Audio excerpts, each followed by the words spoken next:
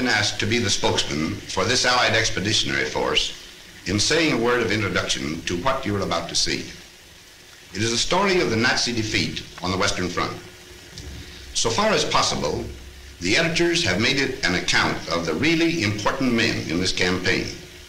I mean the enlisted soldiers, sailors, and airmen that fought through every obstacle to victory. Of course, to tell the whole story would take years, but the theme would be the same. Teamwork wins wars. I mean teamwork among nations, services, and men. All the way down the line, from the GI and the Tommy to us brass hats. Our enemy in this campaign was strong, resourceful, and cunning, but he made a few mistakes. His greatest blunder was this. He thought he could break up our partnership, but we were welded together by fighting for one great cause, into one great team, a team in which you were an indispensable and working member. That spirit of free people, working, fighting, and living together in one great cause, has served us well on the Western Front. We in the field pray that that spirit of comradeship will persist forever among the free peoples of the United Nations.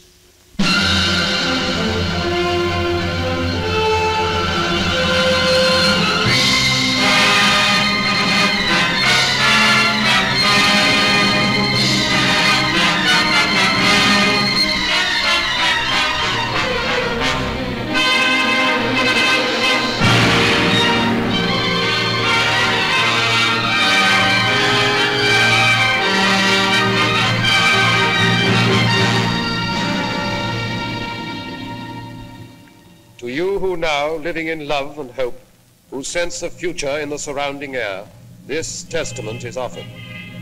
Here you may look on the violent fragments of our age and the once thinness of the little thread that made us then the citizens of freedom. For dark was Europe and the face of man when this begins. The nation had gone mad and struck out everywhere the compass knew. The ebb tide of our honor fell away and left its wreckage on 100 coasts. The German cast his fires about the globe. His strength, drawn from the smoking Saar and Ruhr, lay in our weakness. And at last his conquests smoldered behind the barriers of his arms. Along the channel where the sea strikes France stood the West Wall of concrete, stone, and steel to mock the frail hopes of the petty free.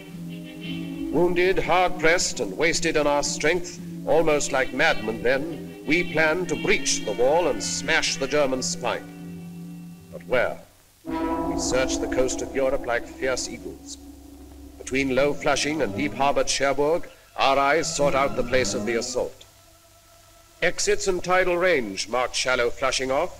Sand and the wind canceled the Belgian coast. The North Seine beaches were too small, and cliffs barred the approaches. Cotentin, too narrow. The Pas de Calais, heavily defended. It all resolved on Normandy, on Caen. There planes could land upon the carpet ground, the coast defenses were more light, and tides had a good range, and men were safe from winds. So on 5 miles of still unbloodied sand, the fretful course of fate would be assailed by armored nations. Now our people bent to the construction of a steel array and took the builder's hammer in their hands. It seemed almost as though the sun stood still till our free peoples, full of rage and power, heaved through the air the ponderous spear of war. This is our people's story, in their words.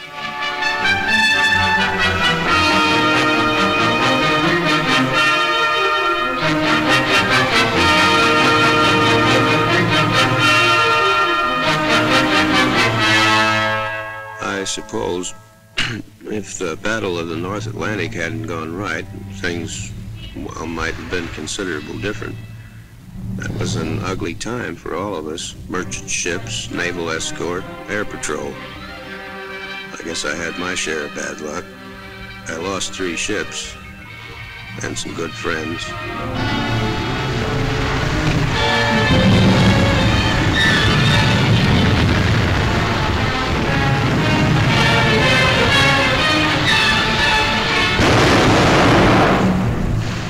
I remember reading somewhere that when a seagull comes down on a patch of oil, its feathers stick together and it can't get off the water again. There must have been a lot of dead seagulls around the North Atlantic. Of course, we only saw it happening on the wall map, and yet it was, well, quite real. When I started there, those markers we used reminded me of toys out of some children's game.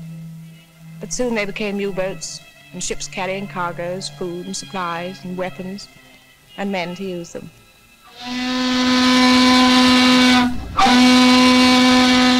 I remember coming over, the worst thing about the trip was you didn't know where you were going. Wherever it was, you'd be a stranger, and nobody likes that. That ship was loaded from stem to stern with sad sacks. Around the third day out, things got pally. Like the fella said, we're all in the same boat. The comic. Finally, we got to Liverpool. They had a band to play us in, an English Army band full of chimes. I'm Dreaming of a White Christmas, they played. To tell you the truth, it was pretty corny. But nobody said anything because, well, you know, it was a nice gesture. Funny thing, on the way over, you felt like you were the whole works. You couldn't help it. But then, all over the UK, you'd see things that made you begin to realize you were just part of a big proposition. All kinds of things.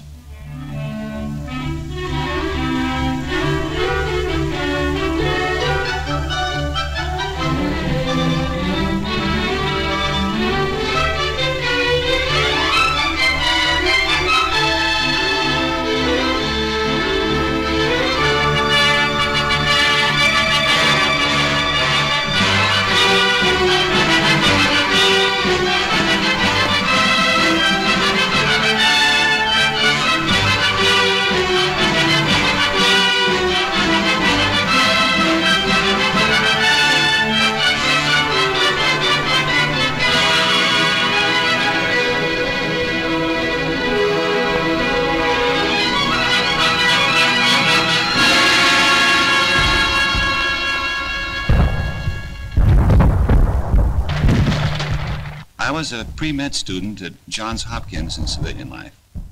Now, I do know a little something about anatomy, and I say it is scientifically impossible for the human body to stand up to the training we receive. An absolute impossibility. Muscles and tendons and bone structure was not designed to withstand that battering. Don't ask me how it happens that we did stand up to it. I don't know. It has no scientific explanation. Here, listen to this, out of one of them army pamphlets. To a young man, soldiering in the army of today offers exceptional advantages and opportunities, such as physical training, foreign travel, sport, and many other facilities which are normally denied to those engaged in the majority of civilian occupations. The majority of occupations in civil life become monotonous, to say the least.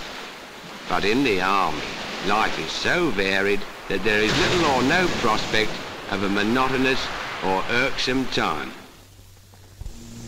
So men were girded for their highest hour, and while they learned the lethal arts of war, in small and secret rooms, the planners met to watch their work mature. Beyond our view, the German, proud and confident, stood calm in deep emplacements on the armored coast. The war was not yet one of men and blood. The weapons were the factories and the maps and voices speaking in the hidden night. Season by season all our plans advanced, and those few men on whom the mass of war rested with all its weight worked ceaselessly. I used to wonder whether the millions of people doing their various jobs realized they were part of it all, paving the way for the invasion. We kept bashing away at German targets, mostly steel and oil. The Ruhr, Hamburg, Battle of Berlin. Things were getting tougher every trip. More ground defenses, more night fighters, more crews not coming back.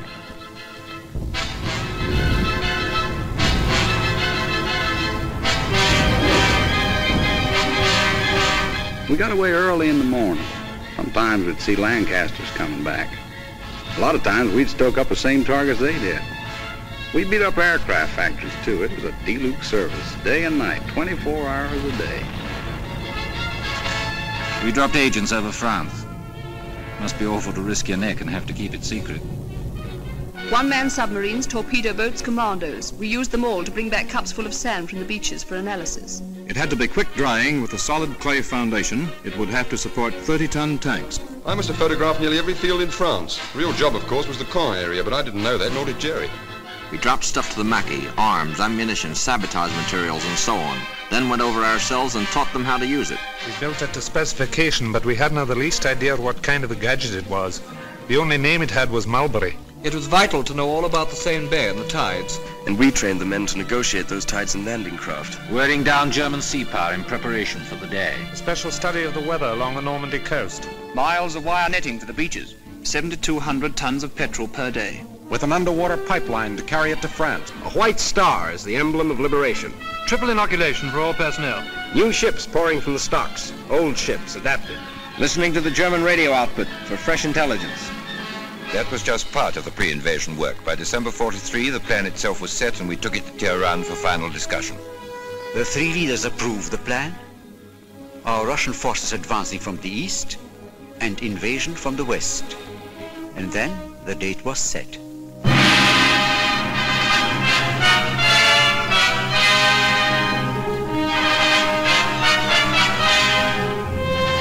I assumed command at Schaeff with the best all-round team for which a man could ask. Some had already been working for months in England. Others I brought with me from the Mediterranean. We adopted first a master plan and then had to coordinate every last detail of the ground, sea, and air plans. While this was going on, we led off with an air show designed to make the landing points as soft as possible, to batter the German communications, and to make certain we'd have control of the air. It was quite a show. Those airmen did a magnificent job.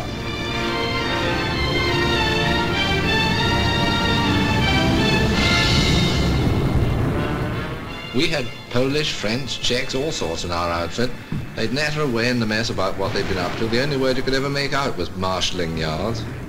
Us bombardiers seemed to do nothing but look down on French bridges those days. We used to ask each other, have you cut any good bridges lately? Well, finally, there was only one whole railway bridge left over the Seine between Paris and the sea.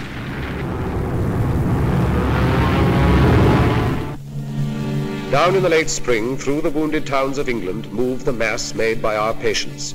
2 precious years of plans were put away. The offices were empty. All the maps were rolled up on the walls. What had been paper at last had come alive. Across the channel, aware of our resolve, with cold contempt, alerted Germans stood beside their guns, and reinforcements rumbled from the Rhine. Their generals were prepared, their might was poised. They looked across the heaving sea and grinned. They would reap harvest of us on the beaches, and even death himself would stand amazed. Yet faint across the groaning of the sea came the thin thunder of a massive power. Drawn from the great free peoples of the earth, it gathered in the ancient ports of England to crowd upon the steel-encumbered ships.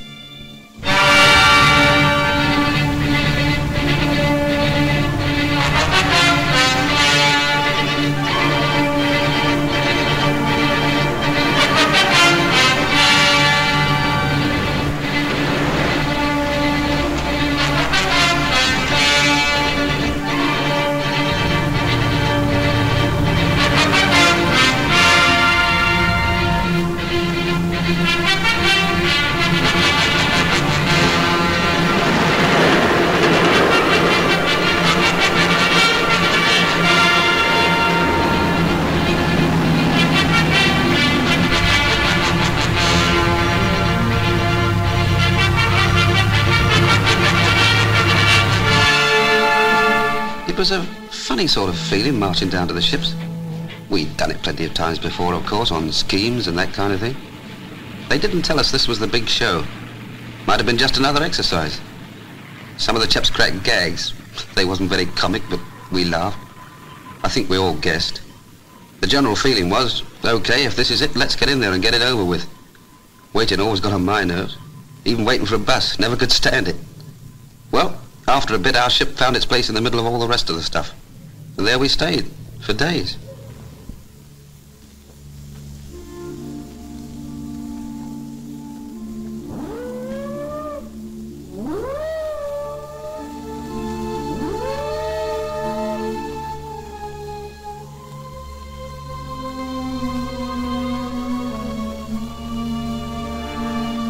gave us the final briefing then. We knew what to do and how. They told us where and when. That's a briefing. I listened to every word. Wrote it down in my head like a record, and it kept playing over and over again. Piece of beach in the morning. Ever since I became a soldier, they were getting me ready for this. Before, there'd been time in front of me, protecting me. Now the time had worn away, and there were only a few hours left. In the morning, I'd have to face it. I tried to imagine how much fear I would have, you know, if it would keep me from doing my job. I suppose everybody else was wondering the same thing.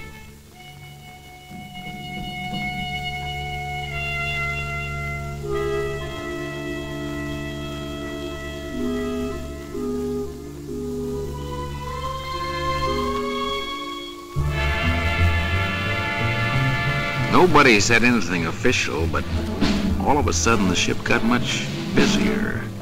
And over the amplifier, the chaplain said he'd be saying Mass at 18:30 hours. Funny, I don't think I ever believed, even after the final briefing, that the invasion was going to come off. Then a voice in the loudspeaker said, "Men who wish to take their anti-seasick pills should take the first one now." That did it.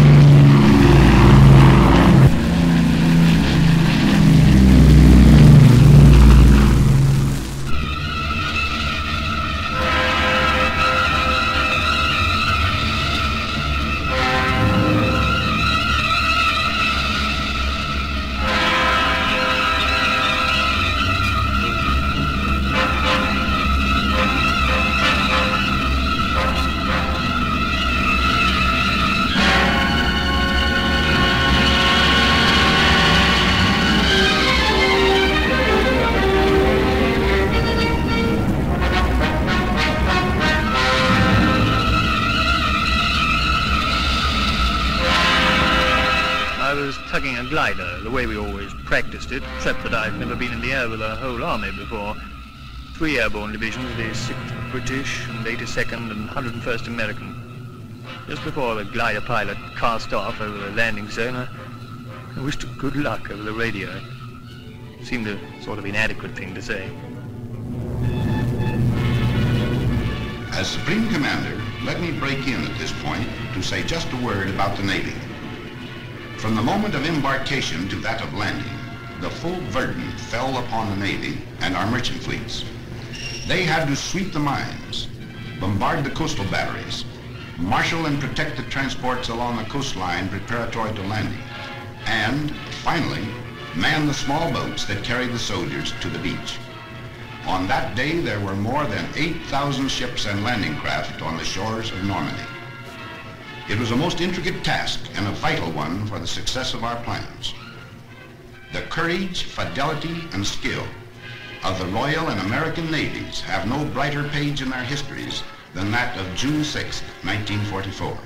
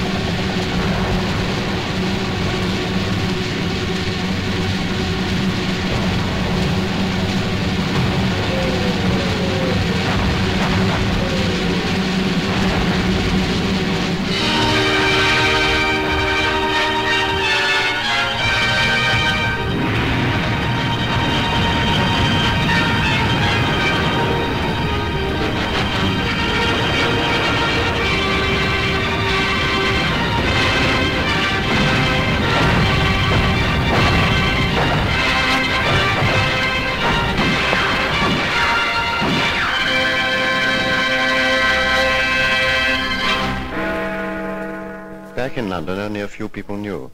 It was a well-kept secret. Around daybreak, we correspondents were called and told to be at the Ministry of Information at 8. Then they told us.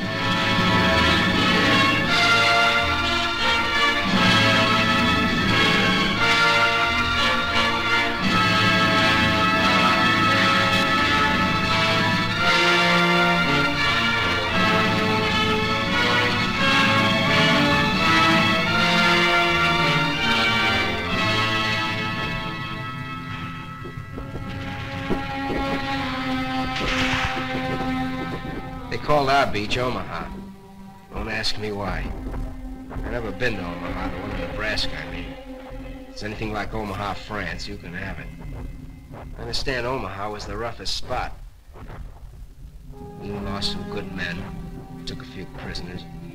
It was a lousy trade. We've been told what to expect, so it wasn't like a surprise or anything. It just, well, when it really happens, it's different. For a while there, we were pinned down, but a lucky thing, the other beaches were going better, so we got a little more than our share of the old teamwork. The Navy come in, the air guys, and finally we got moving good. You know, you hear a lot about how long it takes to make battle-hardened soldiers out of green troops. Listen, I got to be a veteran in one day. That day. So they paved the beaches with their blood and lurched across the dunes and reached the roads. The German parried fiercely. In the depths of rich green pastured Normandy, the 3 airborne divisions, first of all to land, fought lion-like against most grievous odds. And loud across the cratered face of France came German reinforcements. From Berlin, a voice cried out the Allies must be hurled into the sea before another day had burned its hole in history. Locked in battle, the armies clashed. Our first objective, then, was to merge all the beachheads into one, and 50 miles of men drive on together beyond the red sands through the broken wall.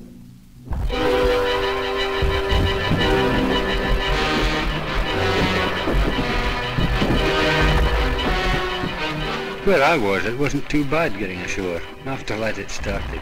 We had to fight for every bloody field. And it was the same each time. Crawl on your belly, keeping your backside down like you'd been told, chuck in a few hand grenades, then rush them. Sometimes they killed us, but we were killing more of them. The trickiest part was the farms. They were regular little jerry fortresses. If we couldn't manage them on our own, then we'd have to wait while the company commander called back for artillery support. The Navy was still with us too, chucking in shells ahead of us. In 3 days we advanced 7 miles. Then we were told to stand fast and dig in. Next morning we heard the news. We got it from the BBC. It sounded great. We'd joined up all along the bridgehead. There was a solid line, 45 miles of it. We'd got a foothold. We were in.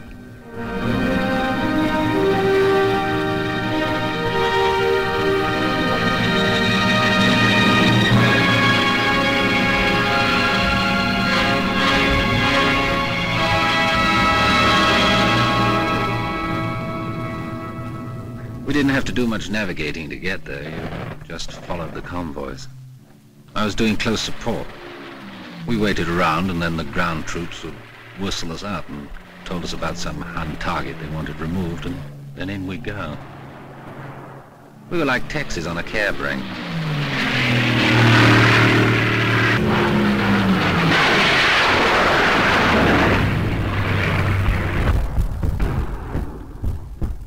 There's something nice about a beach, any beach. You think of a beach, and chances are you'll remember something nice. Like a party or a picnic. Pals from the old days. Girls in bathing suits. But the one I worked, Utah, looked more like a freight yard once we got going. For quite a while, we brought most supplies right over the open beach. Like we'd practiced it and like we'd made up as we went along. We worked a 24-hour shift. Ducks, lights, rats, rowboats, all sorts of Rube Goldbergs. The stuff just kept pouring in. Tanks, trucks, food, ammo, guys, millions of things.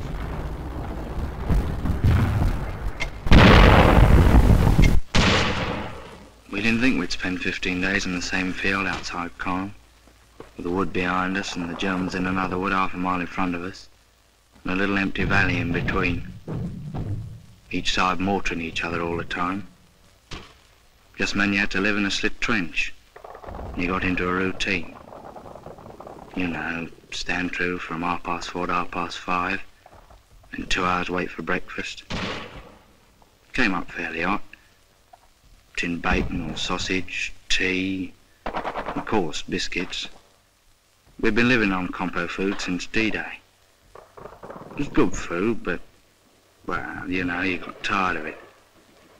I'd have given a lot for a slice of fresh bread and butter or a cup of fresh tea. 15 days is a long time to stay in one place and be mortared. Yet so you think everyone's coming straight for you.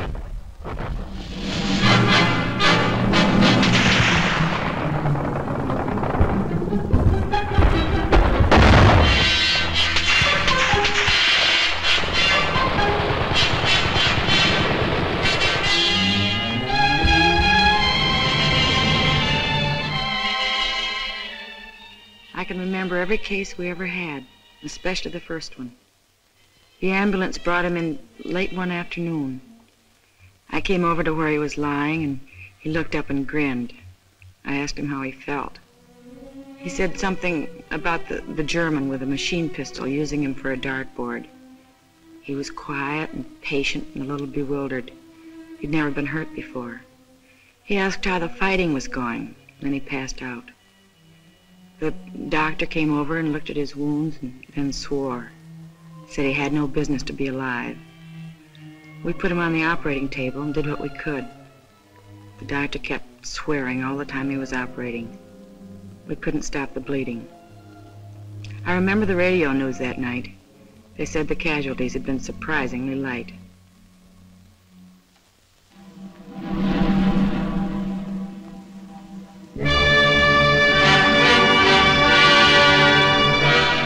They said the whole thing was dear old Winston's idea.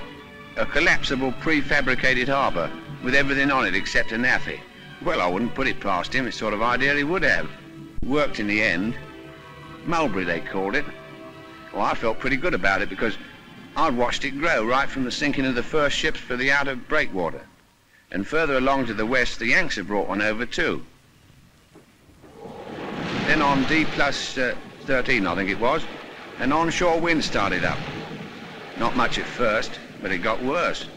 And unloading onto the open beaches got very tricky.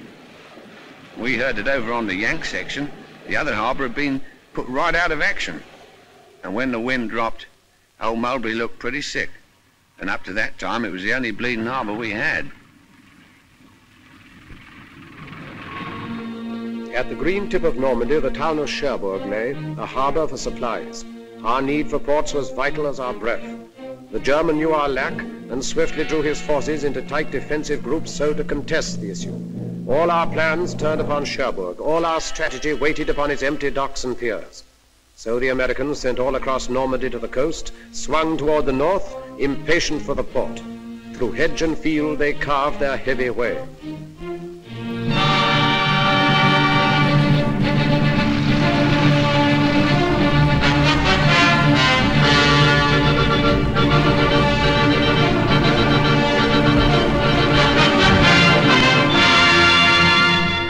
You remember back now when it seems like we took Cherbourg a couple of days after we hit the beach. Actually, it took 19 days to cover 30 miles. 30 miles and about 92,000 hedgerows, and a battle at every hedgerow. Otherwise, it was nice country, like Connecticut. Pretty trees and orchards, lots of cows, and nice little farmhouses. The apples were too green to eat, I remember. We hit it off fine with the people. Farmers, nice people. It got tough when we pulled up on the outskirts of Cherbourg. They had great defenses. Then the artillery really carried the ball. For 3 days we sucked it to them. Sometimes we were pouring in at point-blank range over open sights. Finally, old von Schlieben, the German commander, tossed in the sponge. That's after telling his men to fight to the death. We took Cherbourg on June 25th. Everything was rosy except the harbor we come from. The Jerrys had really smeared that harbor. But right away our guys went to work cleaning it up. And the way they tore into it, you could see that pretty soon it'd be waiting for us fine. Then, well, we fought our way up the peninsula. Now we'd have to fight our way out of it.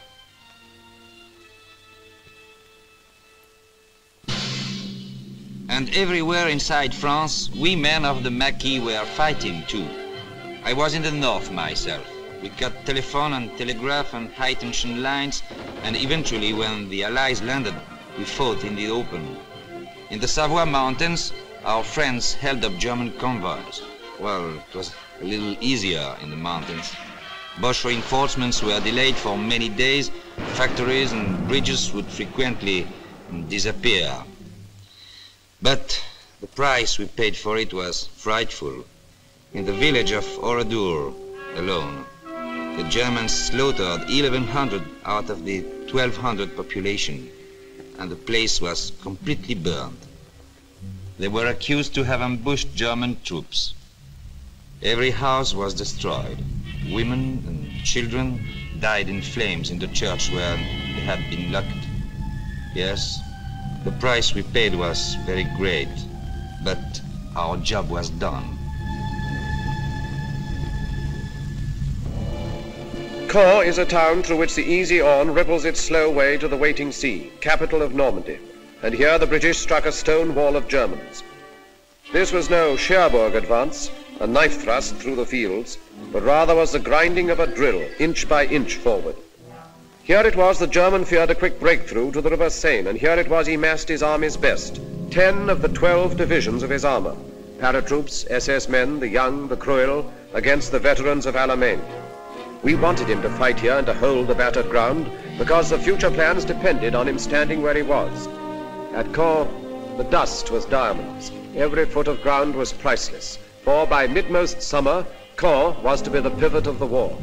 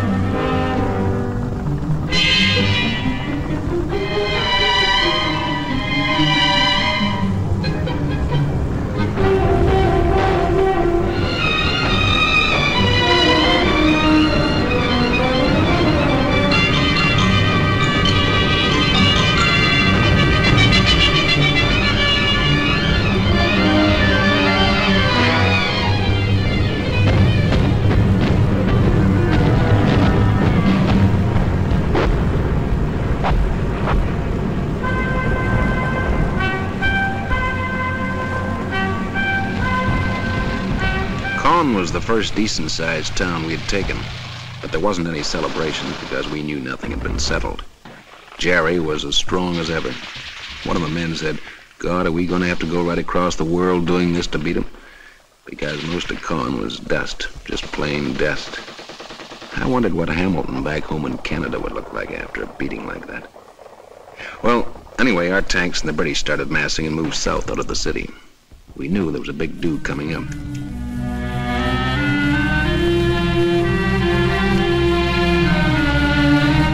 The show for us began south of Caen, where the Poles joined up with us.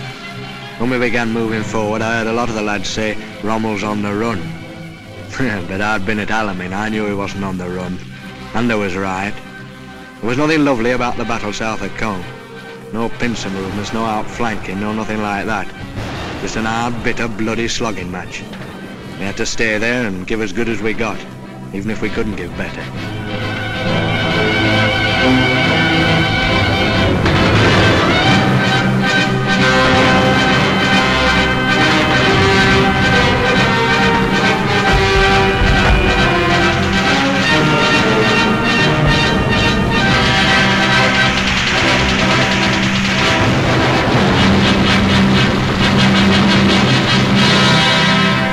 Beyond the rubble and the dust of Caen, the Empire troops kept up their endless pressure. The German did not dare to disengage, but fought with all his cunning and his strength, still unaware of what we planned for him. West by St. Lo, the base of his defense, Americans were poised and bent to fire an armored arrow that would set alight the flame of freedom through the whole of France. But till St. Lo was seized, the arrow waited.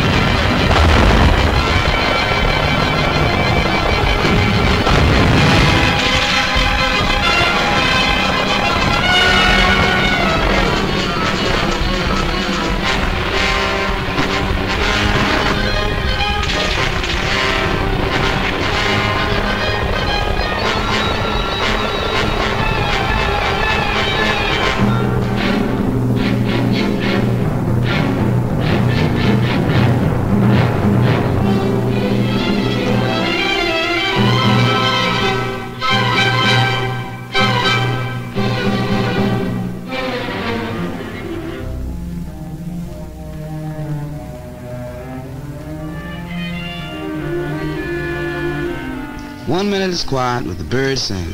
The next minute the column of Sherman tanks coming around the corner going wide open. My buddy says, where those tanks come from? So I asked the tanker. He yells down there the Third Army taking off. Been waiting for 3 weeks. Prepared somebody let the rabbit out of the hat. Man, what a rabbit. With pearl-handled revolvers. When I think back to the breakthrough, I don't seem to be able to remember anything but the French people. People beside the road, kids we couldn't stop to give candy to, FFI boys bringing in the krauts from the fields, and farm workers waving as we went by. It was easier to look them in the face and smile and wave back at them when you hadn't had to smash their homes to pieces first. The morning we got into Rennes, boy, that really was liberation.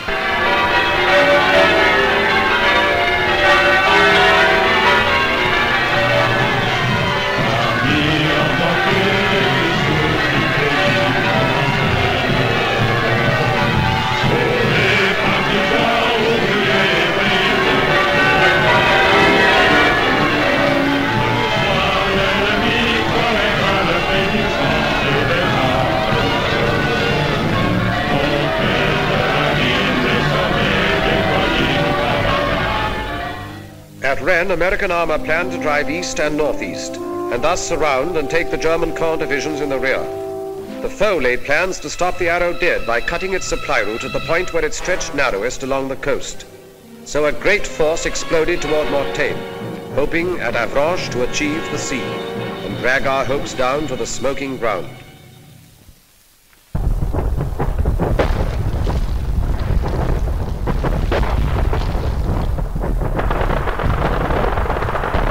There's a lot of places I'd rather talk about than Mortagne. That's where I got hit. We've been going great up to there. Some of the guys had even been singing, harmonizing. And then that first German artillery caught us. Pretty accurate, too. An hour later, I was short 18 men. Well, we holed in and we hit back with everything we had. They weren't just trying to stop us, see? They want to come right through. And then me. I get a belt in the face left side and I keeled. The last thing I remember is looking up and seeing those RAF Typhoons. When I heard them screaming up ahead, I thought, geez, I'm glad they're on our side.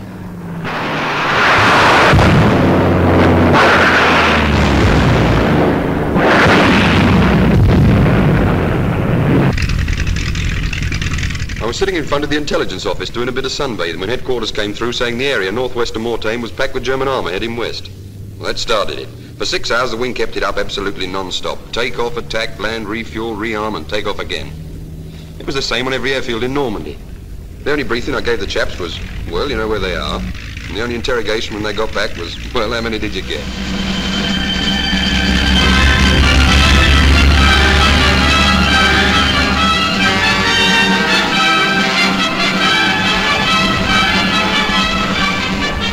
Three days it lasted. Every kind of soldier was in there and every weapon. For me, it was just eating and smoking and loading at 105. No sleeping. Then things quieted down and the word came back. We stopped them cold. Everybody felt like celebrating, but that was a tough order out there.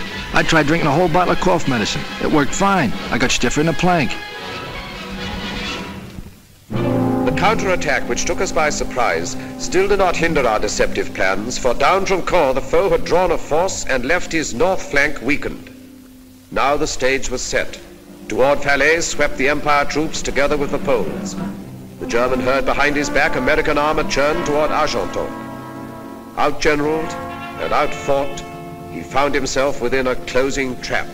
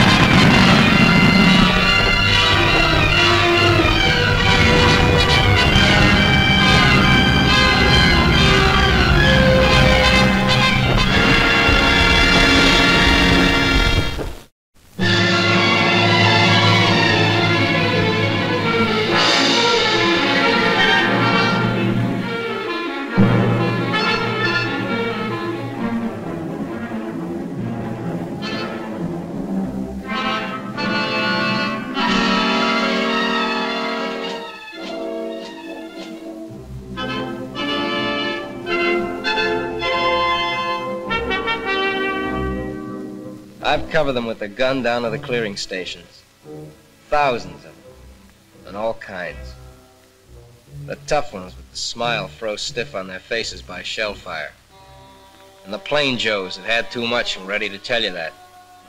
And their poker-faced officers that never lost the poker-faced look. The SS, the parachute troops, the old soldiers off the Russian front, I've seen them all.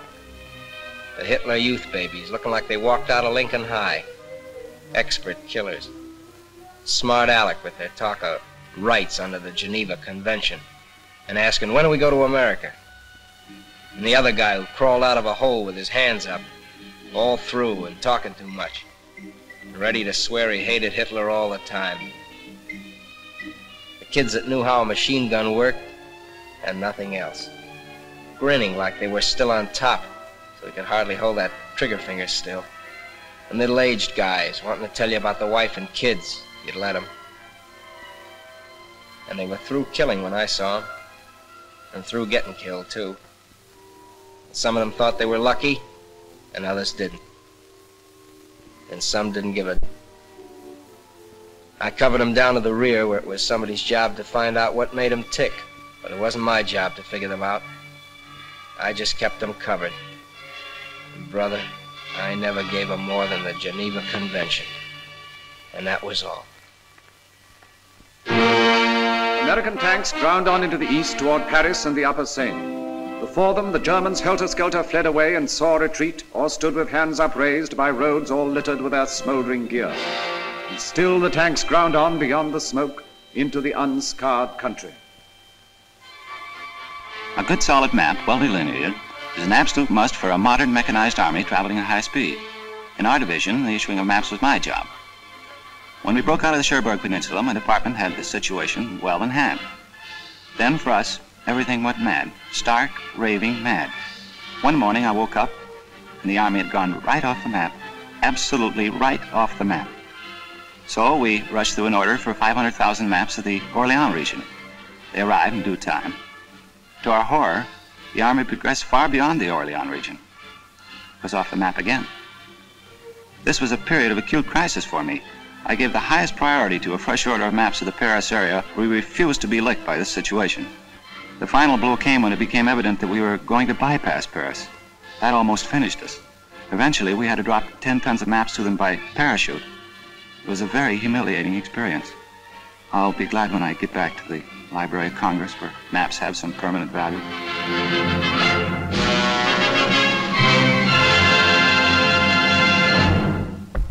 While the Allies were fighting near Paris, we French soldiers of the Leclerc Division were fighting in the Normandy fields.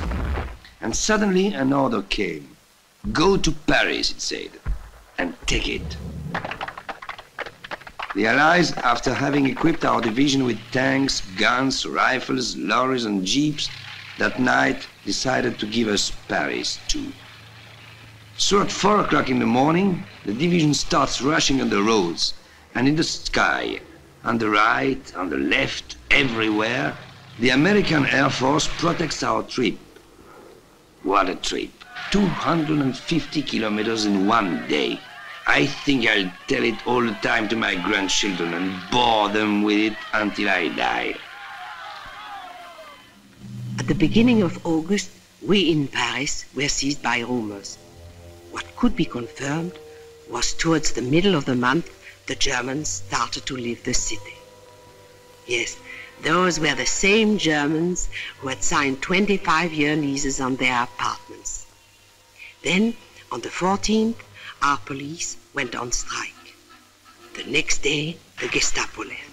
That was the day, too, when a police car opened fire on a German detachment on the Place de la Concorde and began the battle for the city. After that, it seemed the French flag was hanging from every window. All the flags were made of curtains, old dresses, rags, everything, it didn't matter. 4 days later, we heard shouting coming from the Hôtel de Ville. We started running. Me, my husband, everyone in our house. As we ran, people were screaming.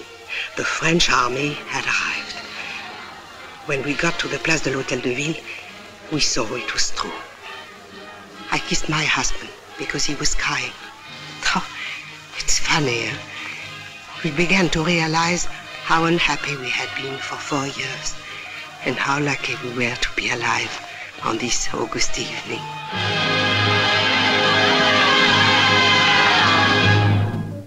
The great pursuit was on. At last the Battle of France was ending, when all suddenly another D-Day stunned the shaken foe.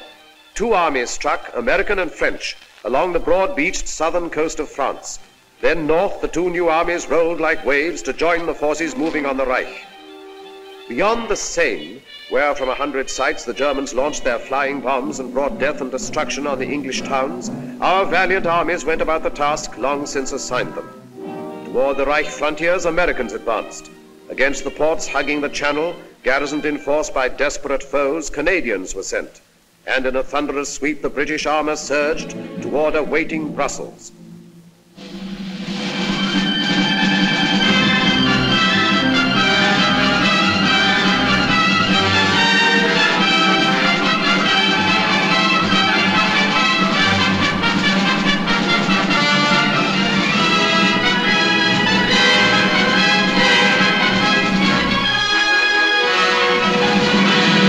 The people of Brussels laughed and cried and threw flowers in the tank and said, "Goodbye, Tommy," when they meant to say hello. Man, they were happy. I suppose they were no longer afraid. But I remember wondering then how the first German civilians would react to us.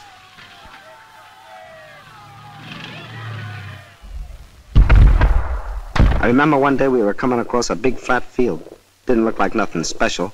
I hopped a barbed wire fence and a guy says to me, "Guess what?" So I says, "What?" So he says, "You're in Germany. There's a sign over there says." Then like a dope I thought, well, it won't be long now.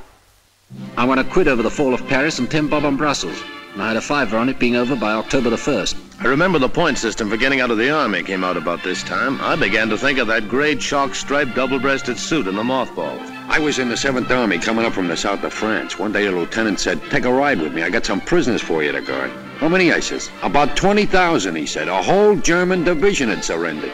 We Canadians were advancing in the north, and one day we came across a thing I'd never seen before. I guess it's a flying bomb site, the officer says. Well, that really made me feel good. The prisoner told us the newest Jerry gag. If an aircraft shows up white, it's American. If it shows up dark, it's British. And if it never shows up, it's the Luftwaffe. Every time they sent me along to set up a forward switchboard and I got my earphones on, I found out that the rear switchboard had leapfrogged 5 miles ahead. I wrote to the old man in St. Louis. He owns a men's store. I told him he'd better cut prices on GI neckties and socks if he didn't want to be stuck with a lot of military apparel. Someone asked the Sergeant Major what he thought the chances were for a spot of leave. "Don't you worry about leave, lads," he says. "We've got the Japs to finish yet." Regular soldier, of course. Keen. It was a terrific feeling crossing the German border. We were sure nothing could stop us.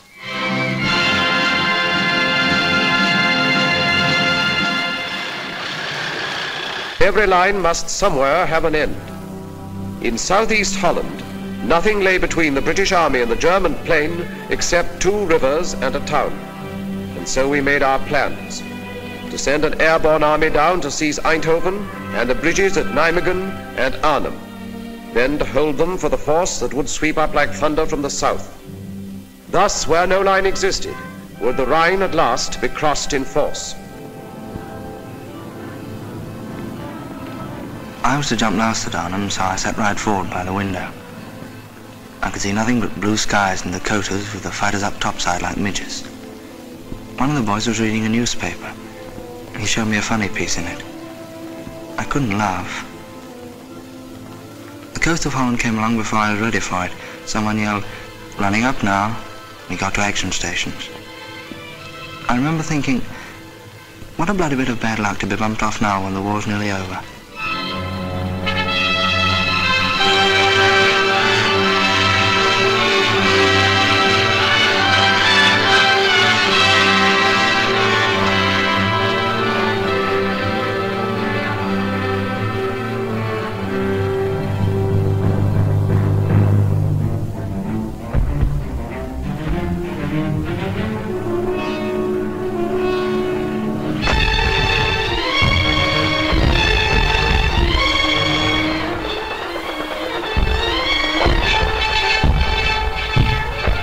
The Limeys drop it on them, and we come down and go to a place called Eindhoven, Holland.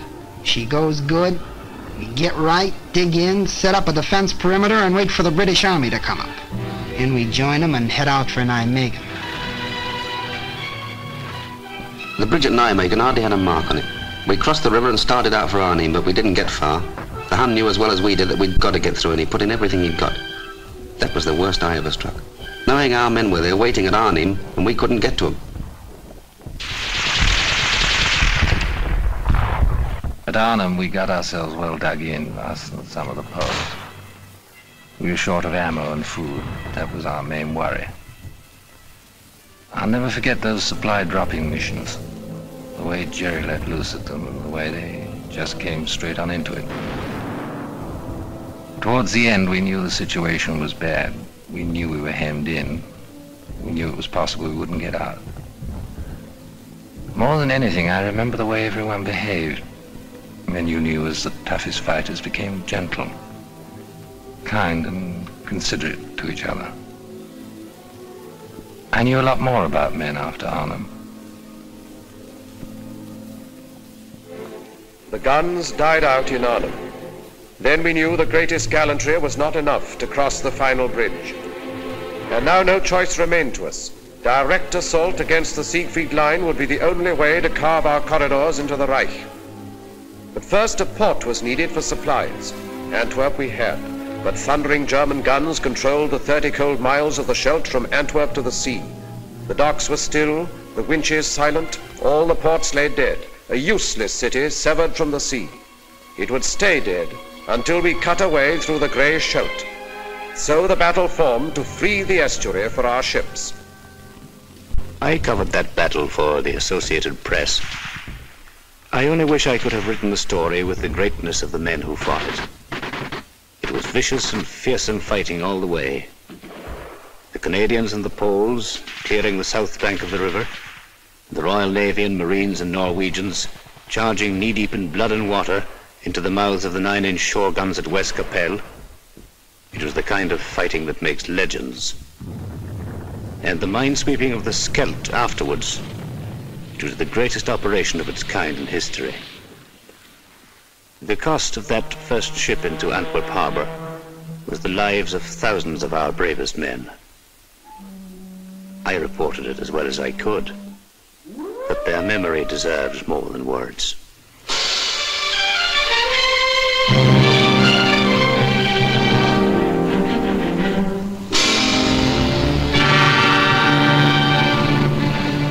I was hauling on the first convoy out of Antwerp. When I got to the front, I saw more empty supply dumps than I liked to see. The boys wanted to know where the stuff was. You can't fight without stuff. Anybody knows that. I made lots of trips. I don't know how many. Driving all day, all night, singing so as to keep awake. Songs like, Milkman, Keep Those Bottles Quiet.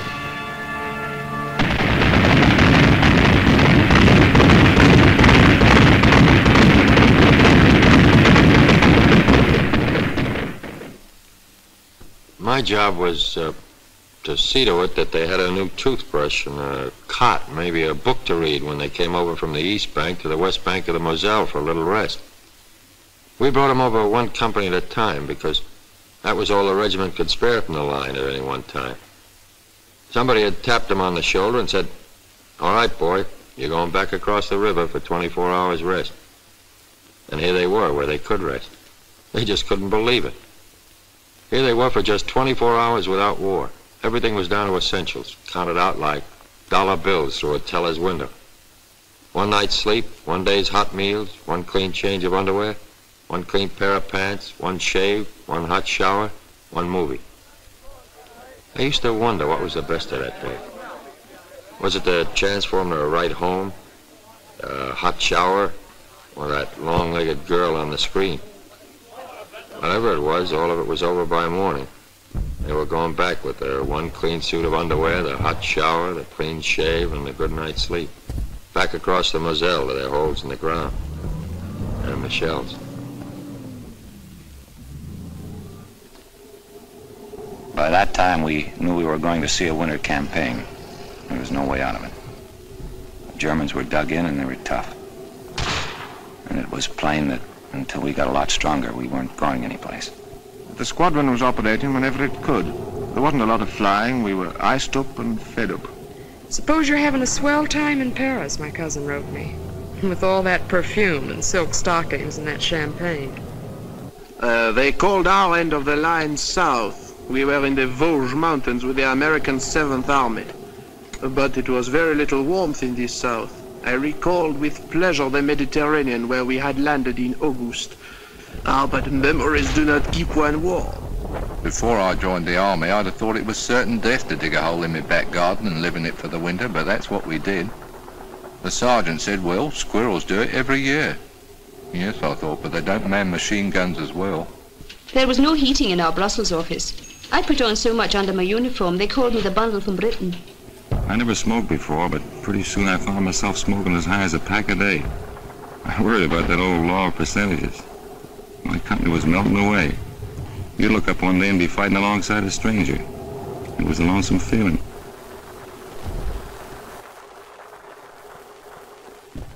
Our hunk of the line was the Ardennes. Pretty quiet. A lot of outfits had gone up north. I started 1 million latrinograms about the where and when of our offensive. Then one day I'm standing guard and these shells start. I thought for a minute this was it. Till I realized these shells weren't outgoings, brother. They were incomings. Next thing I knew, German tanks. It was an offensive, all right, but it was going the wrong way.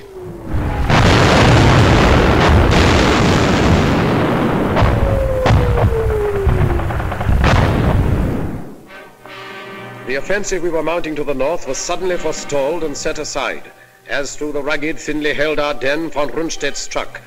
He cut a fiery path through the American lines and sent his tanks desperately driving toward the river Meuse.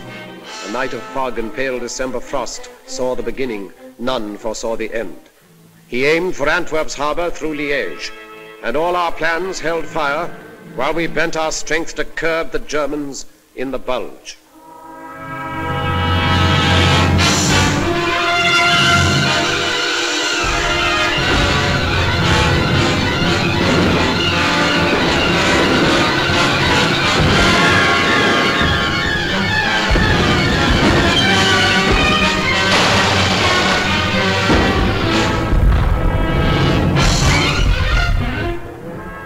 One night I was a replacement in England playing shove halfpenny in a pub.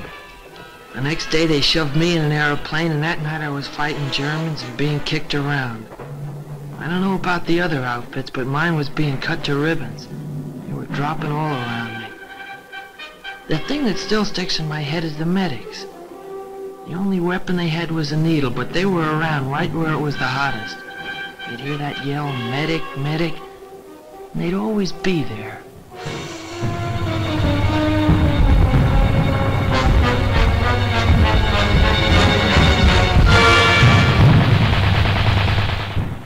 Our whole division got a presidential citation for what happened up at Bastogne. Even me, just a cook. I'll never forget that old lieutenant running into the field kitchen and hollering at me if and I had any idea how to operate a bazooka. I said no, and he said, well, you're going to learn now, son. I did, and I'll be doggone if in the first shot out the barrel I didn't get me a Jerry tank.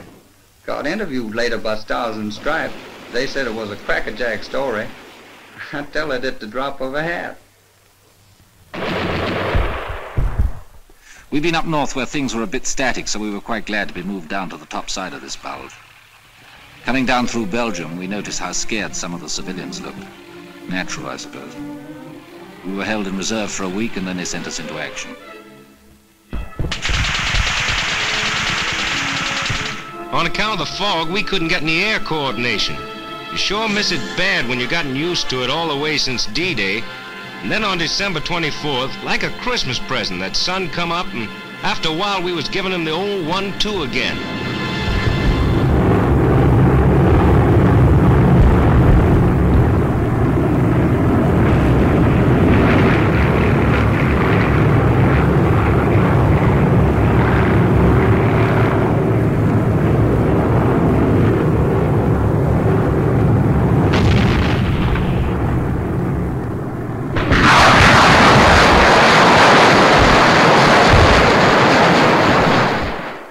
We stopped them dead, finally. It cost us plenty of men, but we stopped them.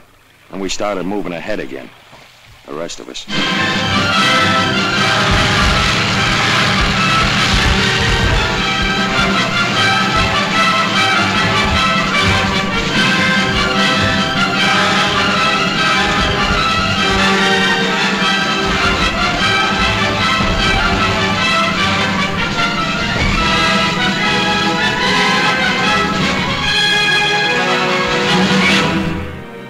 Rundstedt reeled back on a recoiling spring. His great attempt was over, and his armies that had devoured such a wealth of blood sagged sodden towards the Rhine.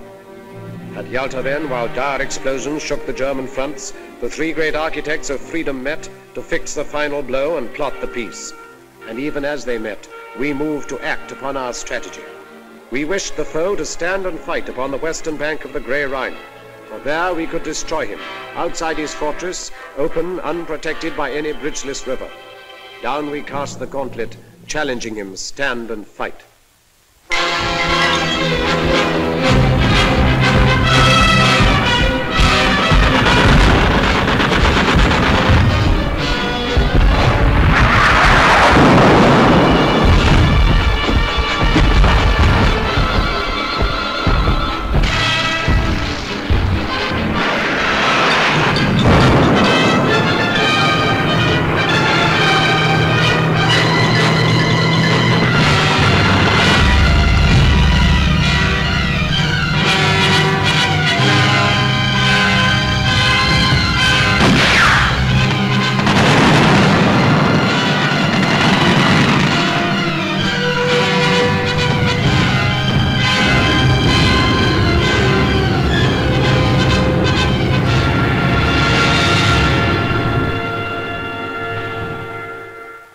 Attacking the north of the Canadians, round about the Reichswald forest and the Dutch frontier area. It was wet and filthy. They nicknamed our army commander Admiral Crerar. Well, anyway, the enemy put up some very stiff opposition. But actually, this was just what we'd hoped for. It showed that Jerry's emotions about fighting for every foot of his beloved fatherland were getting the better of his sense of strategy. And every German killed on our side of the Rhine was to make it easier for us on the further bank. And a lot of the Boche were killed, I can tell you. Reichswald was the bloodiest show I've seen in this war.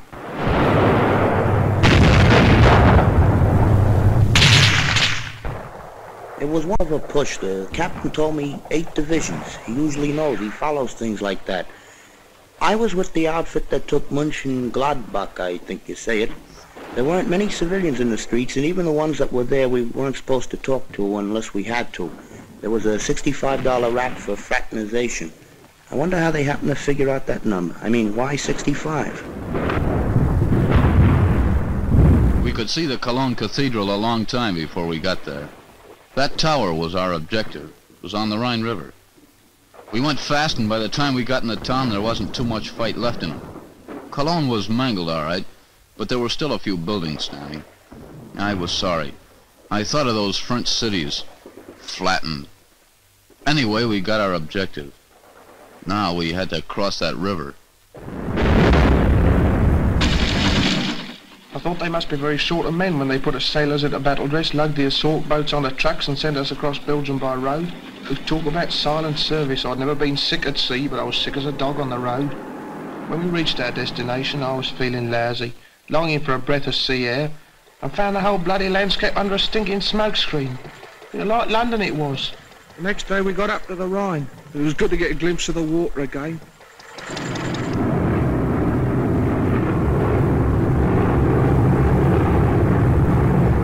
Our Air Force is giving the old lumps on the east bank of the Rhine, but I was still nervous. The Germans had blown the bridges and we knew the crossing would be amphib. When I'm nervous, I get off my feet. For 2 days before that crossing, I couldn't eat nothing but a couple of Milky Way bars. It was going to be D-Day all over again. Dangerous. A miracle. There it was sitting there, big and black. I'm no architect, but to me that Remagen Bridge was the most beautiful bridge in the world. In the Army, when things go as per plan, that's wonderful. But when they go better than planned, then you figure the chaplain's working overtime. It was a break getting that bridge, and we cashed in on it. And the first guys over the river were over in style. The watch on the Rhine was finished, washed up. or to coin a phrase, kaput.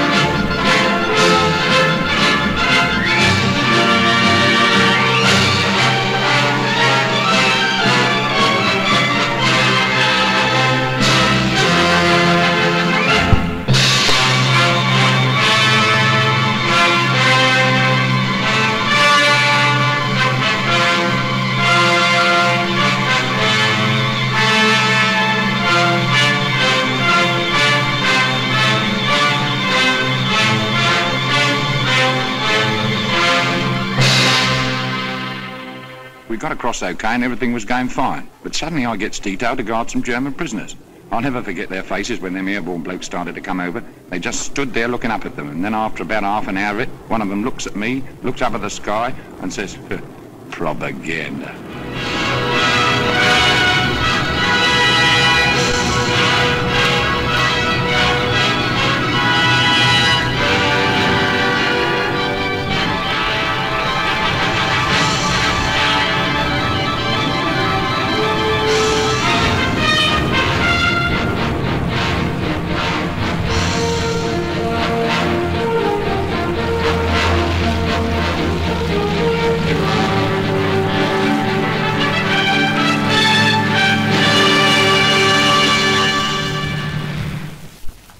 Ruhr Pocket was the first big objective across the Rhine.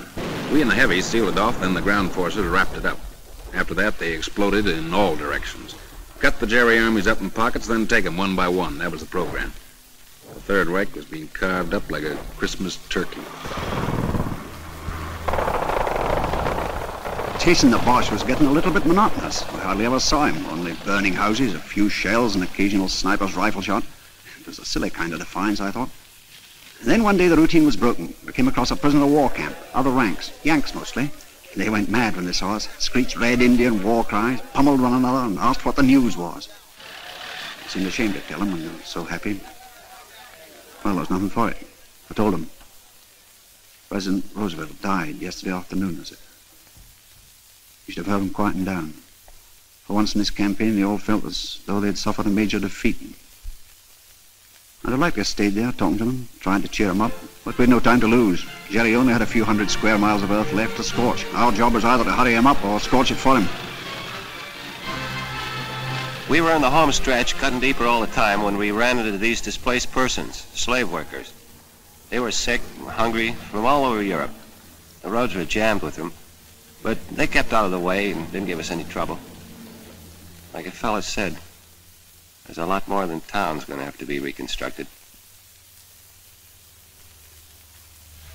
I wondered what was up when all RAMC personnel in our lot down to stretcher bearers were urgently called for. I soon found out we'd taken the Belsen concentration camp. Well, I'm not squeamish. I've seen amputations, operations, deaths long before I went to the army in '41. I was a warden. I lost count of all the arms and legs I pulled out of the wreckage down in Croydon and got quite used to it. But this was different, very different.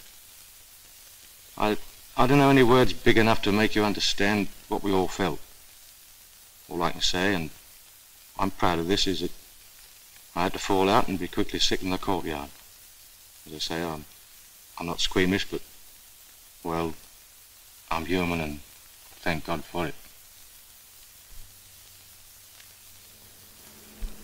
The government sent a few of us congressmen over to see those camps, and if there's anybody left who wonders if this war was worth fighting, well, I wish they could have been along. There it was, right in front of us, fascism and what it's bound to lead to wherever it crops up. I talked to some of the prisoners, the ones that had the strength to talk. Their offenses were the usual Nazi crimes, you know, wrong religion, or wrong race, belonging to a union, or the wrong political party. In Germany, it led to over 400 camps, like the ones I saw. It was the worst thing I ever saw in my life, and I wouldn't have missed it for anything.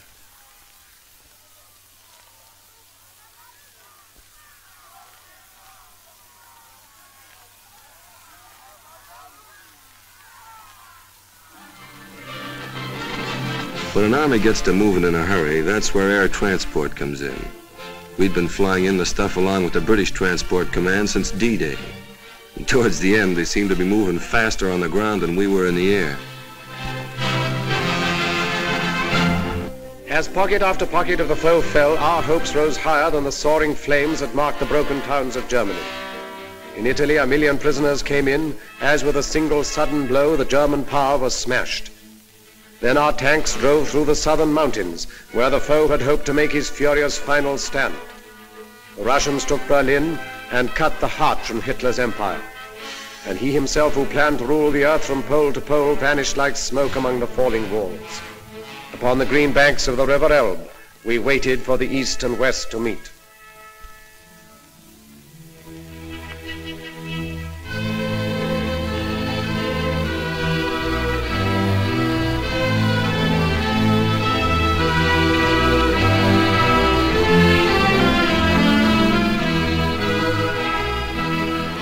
We linked up with the Ruskies at the Elbe River. I hung around for a couple of days with a Tommy gunner named Chronicles. He didn't know any English, so I taught him to say my aching back, and he taught me Tovarish. That means comrade. We drank toast to Lend-Lease and had a million laughs. Then old Chronicles found an interpreter and gives a toast to the great American soldier. That stopped me. We did all right, but I don't like to think where we'd have been without them.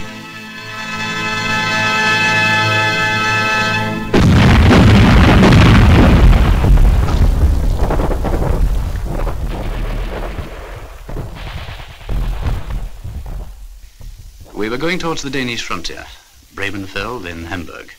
The rot was setting in. 1.5 million surrendered in the north. The fighting was nearly over, and our job was beginning. We'd been training a long time for the administration of Germany, and we were prepared for plenty of trouble. Sabotage, passive resistance, or perhaps something more violent. You know, werewolves in sheep's clothing. But as it turned out, most of them were docile and did what they were told. They seemed healthy, well-fed. Their disease was in their minds. A German woman, looking at what was left of her town, said to me, "If only you'd given up in 1940, none of this need have happened."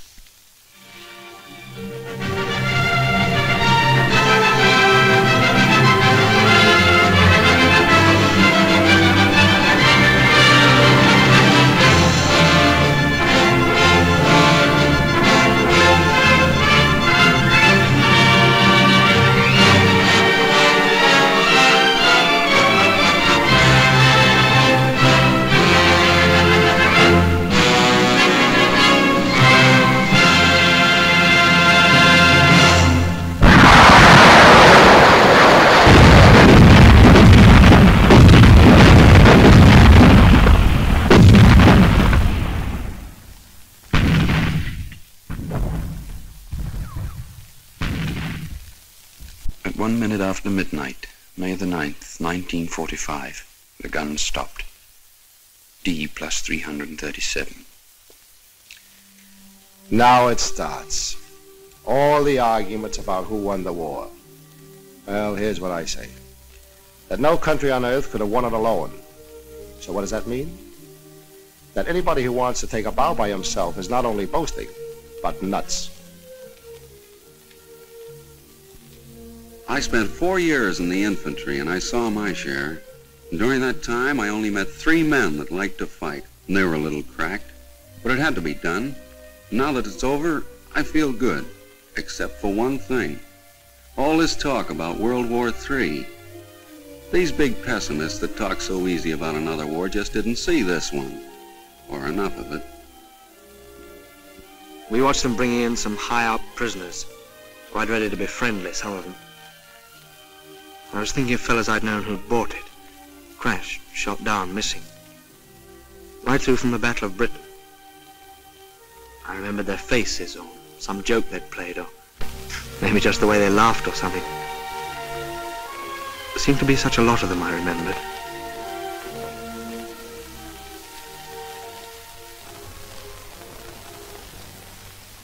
To the victor belongs the spoils. That's what they say. Well, what are the spoils? Only this.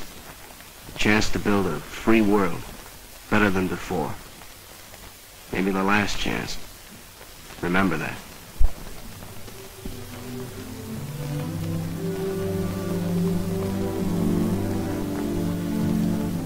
Now the time has come to put our victory to the tests of peace, in company with men of many lands to sift from ashes what the struggle taught. In the rebuilding of a broken earth, may we keep in our hearts this ancient prayer. O Lord God, when thou givest to thy servants to endeavor any great matter, grant to us also to know that it is not the beginning, but the continuing of the same until it be thoroughly finished, which yieldeth the true glory.